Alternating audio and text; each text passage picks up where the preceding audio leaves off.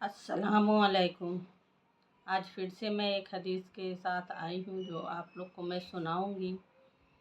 अब मैं हमेशा कहती हूँ कि हदीस को पूरा सुना करें, जब भी समझ में आएगी। किसी भी चीज़ को जब आप शुरू से लास्ट तक देखेंगे या फिर सुनेंगे, जब भी वो समझ में आती है। इसलिए हदीस को पूरा सुना करें और अपनी बहन को सपोर्ट करें, आगे बढ़ाएं।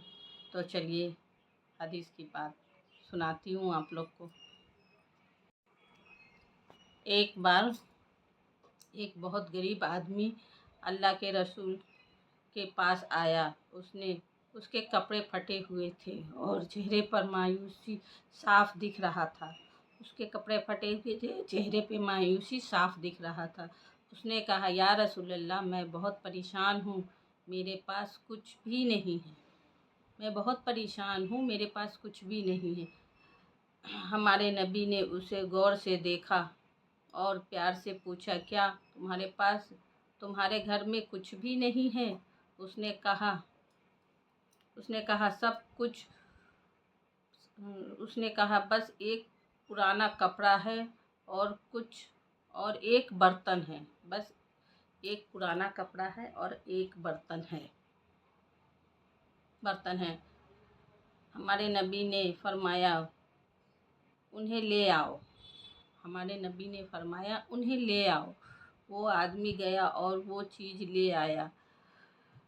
रसूलुल्लाह ने उस चीज़ को लोगों के सामने नीलाम किया।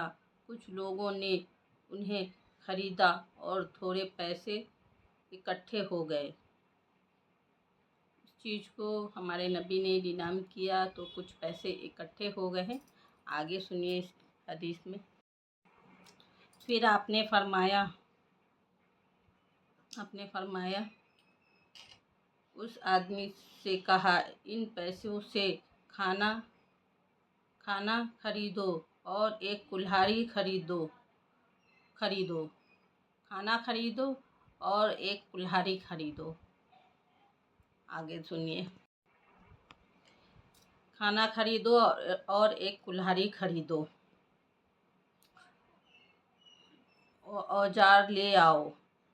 जब वो कुल्हाड़ी लेकर आया तो रसूलुल्लाह ने अपने हाथों से उसका हाथ ठीक किया और कहा, जाओ जंगल से लकड़ियाँ काटो और बेचो।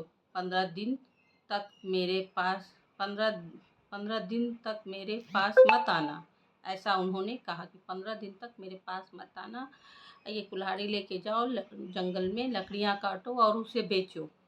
15 दिन बाद ही आना मेरे पास। वो आदमी चला गया, मेहनत करने लगा। 15 दिन बाद वही आदमी वापस आया, लेकिन इस बार उसका चेहरा चमक रहा था। उसके पास कुछ पैसे भी थे और आत्मसम्मान भी था कि वो मेहनत करता था।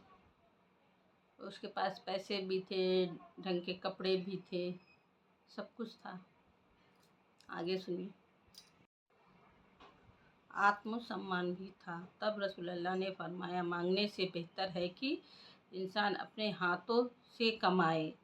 सीख मिलती है इससे। जो मांगते हैं ना दूसरों से, दो बात भी सुनते हैं और मिलता भी नहीं है। इस्लाम हमें सिखाता है कि मेहनत और सब्र इंसान को इज्जत देता है। दूसरों के सामने हाथ फैलाने से बेहतर है कि इंसान खुद मेहनत करे। ये हमें इस्लाम में सिखाया जाता है, बताया जाता है कि हम खुद मेहनत करें, दूसरों से क्यों मांगें।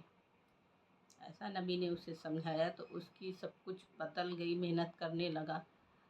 उसके कपड़े भी बदल गए, उसके पास पैसे भी थे।